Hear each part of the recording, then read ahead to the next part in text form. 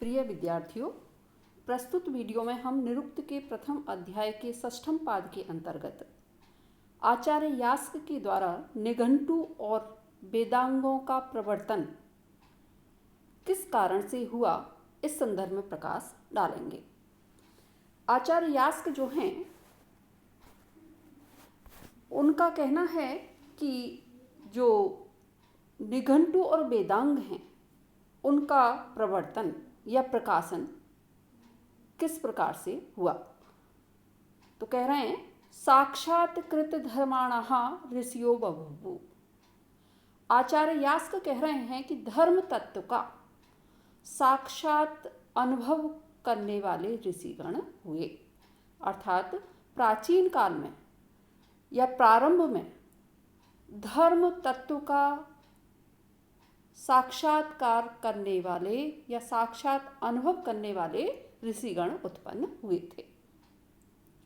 ते अवरेभ्यो असाक्षात्कृत धर्मेभ्य उपदेशेन मंत्रान संप्रादु। ते उन ऋषिगणों के द्वारा, किन ऋषिगणों के द्वारा? जिन्होंने धर्म का साक्षात्कार किया था या साक्षात अनुभव किया था, ऐसे ऋषिगणों के द्वारा अवरेभ्यो, जिनके द्वारा साक्षात नहीं किया गया था, उन व्यक्तियों के लिए या उन लोगों के लिए असाक्षात्कृत धर्मेभ्य, जो धर्म का साक्षात्कार नहीं किए हुए थे, उनके लिए उपदेशेन, उपदेश के रूप में मंत्रान संप्रादु, जो मंत्र थे उनको प्रदान किया। अर्थात उन्होंने मंत्रों के रूप में उन उपदेशों को व्यक्त किया या उनके सामने रखा। आगे कह रहे हैं कि उपदेशाय गिलान्यतो अवरे बिल्म ग्रहणाय एवं ग्रंथम मकाम नासिसुर वेदम च वेदांगानि च। उपदेशाय गिलान्यतो, आगे चल करके उपदेश देने वाले के प्रति जो सुनने वाला है या उपदेश ग्रहण करने वाला है, उसकी उदासीनता हो जाने के कारण जो परवर्ती ऋषिगण थे या आचार्यगण थे, उनके द्वारा इन जो साक्षात किए हुए उपदेश थे, उनको उन्होंने क्या किया? स्पष्टता पूर्वक समझने के लिए वेद और वेदांगों के रूप में उनको प्रकाशित किया या वेदांगों को बनाया। बिल्मम भिल्मम चा, बिल्म का अर्थ है प्रकाशन, भाषणम इति वा, अथवा उसको प्रकट करना, प्रकाशित करना। इस प्रकार से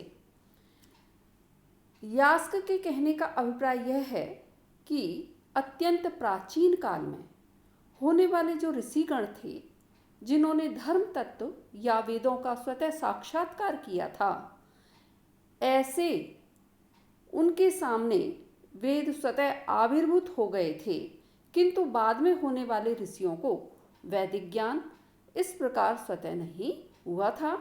इसलिए प्राचीन ऋषियों ने बाद में होने वाले अन्य ऋषियों को वाचिक उपदेश के द्वारा वैदिक मंत्रों का ज्ञान कराया।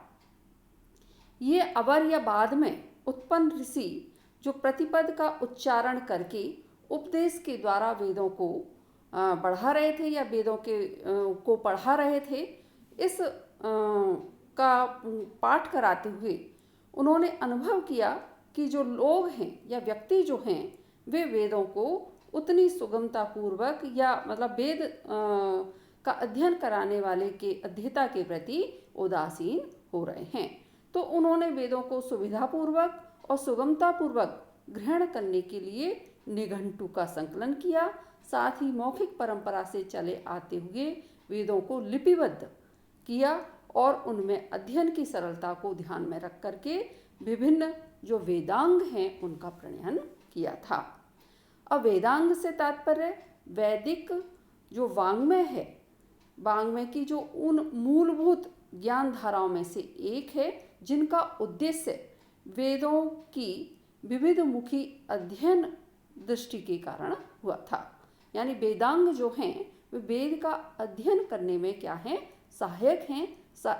हम सहजता पूर्वक वेदों का अध्ययन उनके माध्यम से कर सकते हैं। और इनकी संख्या, जैसा कि एक इससे पूर्व मैंने वीडियो बनाया है वेदांगों के ऊपर, उसका आप अध्ययन कर सकते हैं, जिसकी लिंक डिस्क्रिप्शन में दे दी जाएगी। जिनका मतलब ये वेदांग जो हैं ये आप सब जानते होंगे कि 6 हैं: शिक्षा, व्याकरण, निरुक्त, छंद, ज्योतिष और कल्प। शिक्षा ग्रंथ जो हैं, शिक्षा ग्रंथों में वेदों से संबंध जो ध्वनि तत्व है उसका व्यापक और विशद परिचय दिया गया है। व्याकरण से तात्पर्य उन प्रातिशाख्य ग्रंथों से है जिनमें वेदों की प्रत्येक शाखा का पदों के आधार बनाकर भाविक अध्ययन किया गया है। निरुक्त में अर्थ को आधार बनाकर वेद के कतिपय अप्रचलित और दुरूह शब्दों का निर्वचन देने का प्रयास किया गया है। प्राचीन छंद शास्त्र का मूल ग्रंथ पिंगल प्रणीत छंद सूत्र है। इसमें वैदिक छंदों का ज्ञान कराया गया है। यज्ञों के समय के ज्ञान को की आवश्यकता की पूर्ति के लिए जिस शास्त्र का उदय हुआ उसे ज्योतिष कहा गया। इसका आदिम ग्रंथ वेदांग ज्योतिष कहलाता है। वैदिक कर्मकांड के विशद विवेचन के लिए जिन ग्रंथों का अवतरण हुआ है उन्हें सामान्यतः कल्प सूत्र कहते हैं। वैसे इनको भी धर्म सूत्र, श्रौत सूत्र, सुर्व सूत्र आदि में विभाजित किया गया है।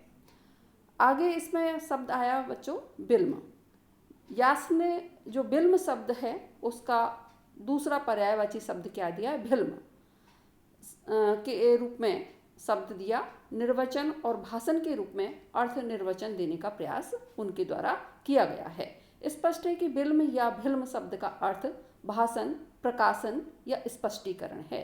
ऐसी स्थिति में भिल्म शब्द का संबंध भिद धातु से सिद्ध होता है, जिसका अर्थ अलग अलग करना या विश्लेषण करना है। इस प्रकार भिद धन माँ, भिल्म, बिल्म और का रूप में बिल्म के निर्वचन की कल्पना की जा सकती है। ऋग्वेद में बिल्म शब्द केवल एक स्थान पर ही प्रयुक्त हुआ है। इस वीडियो में इतना ही। अगले वीडियो में हम फिर मिलेंगे। धन्यवाद।